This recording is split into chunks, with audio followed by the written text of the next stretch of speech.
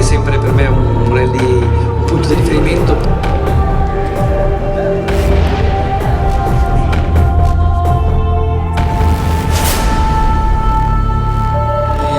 E poi è comunque un allenamento anche con la macchina in vista degli impegni futuri. Ecco qui l'applauso che scatta in automatico.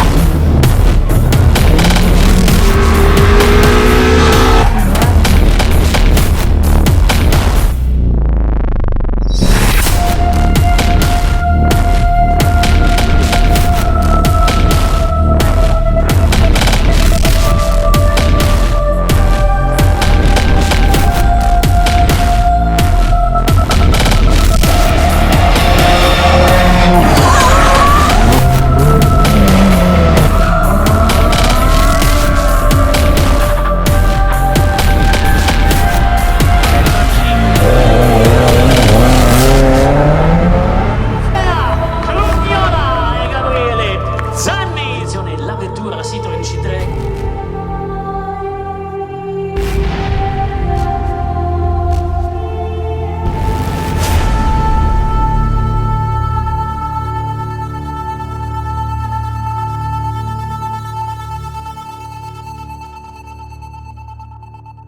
Viva il Friuli!